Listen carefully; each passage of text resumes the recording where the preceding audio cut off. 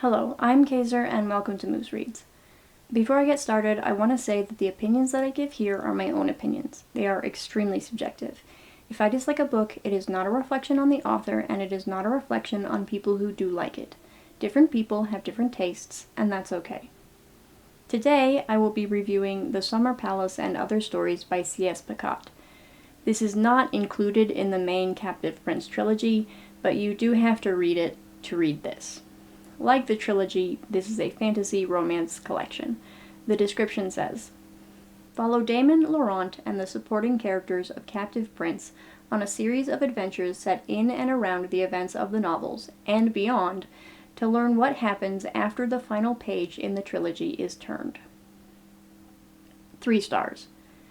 There are 4 stories in this collection: Green But for a Season, The Summer Palace, The Adventures of Charles the Parisian Cloth Merchant, and Pet. I liked the middle 2 quite a bit, and I liked the first one well enough, though it had some issues that prevent me from enjoying it completely. And the 4th story, which was unfortunately the longest, I felt pretty much completely apathetic toward. Given that these are short stories, however, it's kind of hard to discuss them without giving something away. So I'm going to go through my thoughts on each of them individually, but everything that follows should be considered potentially spoilery. If you don't like spoilers, now is the time to pause or close the video. For everyone else, let's talk details. Okay, story 1, Green But for a Season. This follows Laurent's captain, Jord, over the course of 2 separate timelines. The first timeline is when he's first made captain and starts to form a relationship with Aymeric. I think that the note saying "I'm sorry" back in Prince's Gambit was supposed to indicate that Aymeric did have genuine feelings for Jord, so it's meant as a minor redemption of sorts. But for me, it just wasn't enough. I wasn't really convinced that his feelings were real, just that he felt some guilt after Jord still tried to protect him after his betrayal. Even if I accept that he really did have feelings for Jord, they were just too weak to be satisfying. I like romance. I hate betrayal. So getting the finer details of how Aymeric and Jord began their relationship isn't appealing to me in the least. All I can see is Aymeric manipulating Jord and Jord getting thoroughly fucked, and I don't enjoy it. The second timeline, however, follows the forming of Laurent's guard. We get a look at how that happened and some insight into why Laurent chose the men he did, as well as why they are so deeply loyal to him. I liked this. I honestly felt like this was something this series was lacking. Damon makes a lot of noise about how unshakable their loyalty is, but we never once got so much as a hint as to why. So it was nice seeing it here. If the story had just been about this, I would have loved it, and the collection probably would have gotten 4 stars from me. Story 2, The Summer Palace. I enjoyed this one. It's mostly an excuse to see the couple together when things are settled and they can feel relaxed and be themselves. It also took the time to address some of the bigger issues that were still hanging over them, such as the fact that Damon killed Laurent's beloved brother, and Laurent abused the shit out of Damon when he was his slave. I've taken issue with books before because I felt like there was a conversation that needed to happen to resolve issues before I could be satisfied with the couple being together, and that conversation didn't happen. Ironically, I was reading one of them at the same time as this.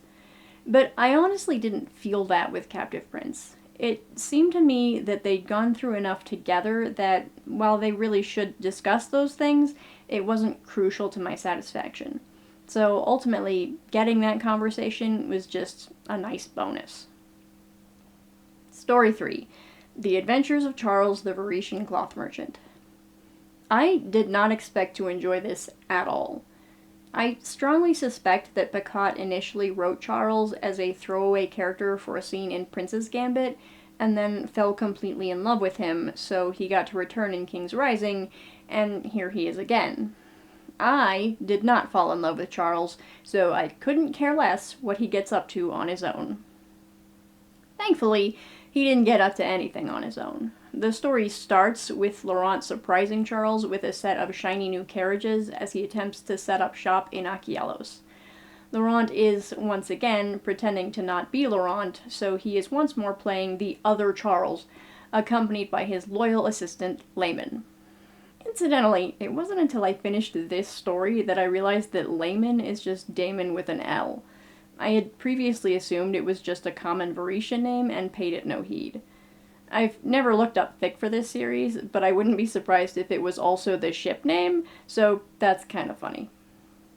At any rate, they set off and are initially rebuffed by the first person Charles was attempting to sell to, because another merchant had gotten there before them and slandered Charles by saying he cheated King Damianos.